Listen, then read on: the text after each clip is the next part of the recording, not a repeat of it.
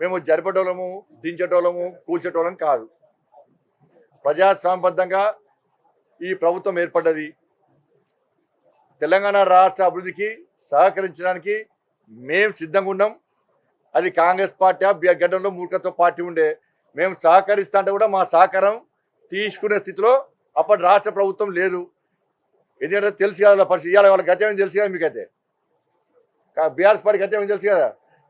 2 BHK అందరు 2 BHK అంటే రూమ్లో ఏడవైనావు కానీ ఇప్పుడు 2 BHKనే మిగిలింది. 2B అంటే బాబ్ బేట, H అంటే హరీష్ రావు, K అంటే కవిత. వాళ్ళ పరిస్థితి వీలవుతుంది. మళ్ళీ ఇదే కాంగ్రెస్ వాళ్ళకి పైన 5 ఉన్నారు, వాళ్ళు మాత్రమే మిగులుతారు జిల్లా. 6 గ్యారెంటీలకు 6 మిగులుతారు జిల్లా.